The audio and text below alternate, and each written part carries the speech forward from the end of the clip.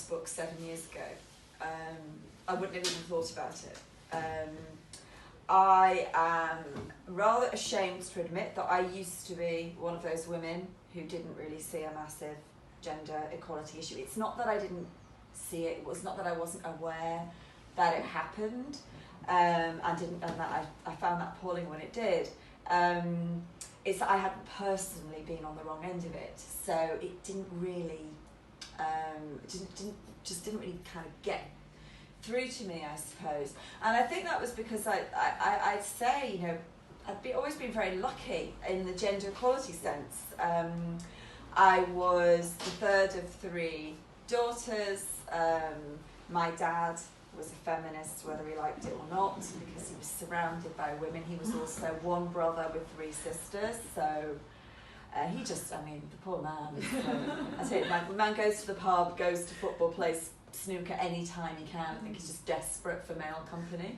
And then I went to a mixed comprehensive school, you know, very basic school in the UK, absolutely male, female, and I was, you know, I was intelligent enough, famously well organised, and very clear that I wanted to get out of Warrington and live a different life, so I worked hard. So I was pretty much always top of the class, even in subjects that were not naturally strong for me.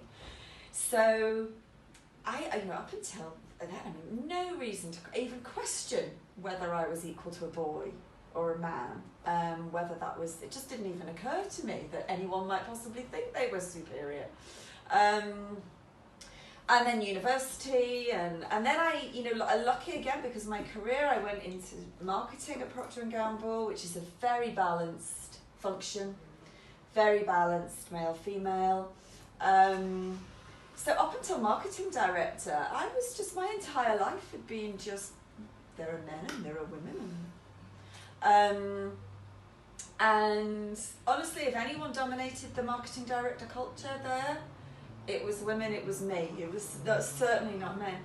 And then it happened. Then I got to the vice president and the senior vice president level at P&G.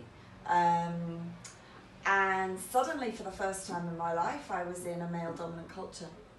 And I was 43 years old. And I was men everywhere. So all the meetings I was in, mostly men. There were some women, but mostly men. And I thought, okay, well, I mean, honestly, at first, I didn't think anything of it, because I'd never had a problem being in any culture. It didn't occur to me that there would be a problem. Just, okay, well, there were a lot of men, but so what? So I just carried on as I was, and then I started to notice something. I noticed that, not just for myself, but for all the women who were there, just weren't having the same impact that they had. I felt I was doing exactly the things that I'd always done, saying what I'd always said, being myself, and it just wasn't getting through in the way that it had before. And I watched the other women, and I could see it was the same for them. I could see women who I knew very well. I worked with them outside of that culture, so I worked with them. I actually worked at the time in the global business unit, so I worked from the brand point of view. They were working from the countries. I would work with them.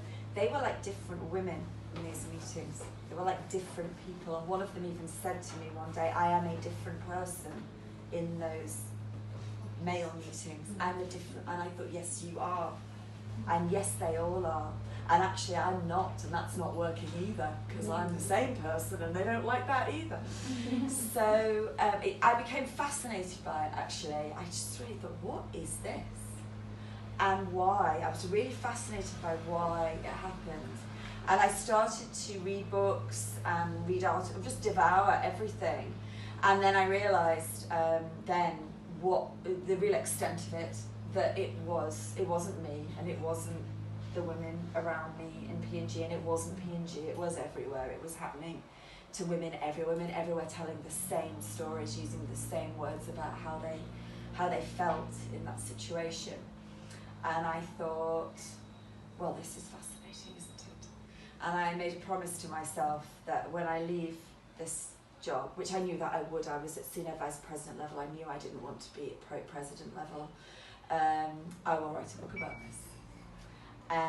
Because I knew I couldn't write it when I was there. I was working like an absolute crazy thing.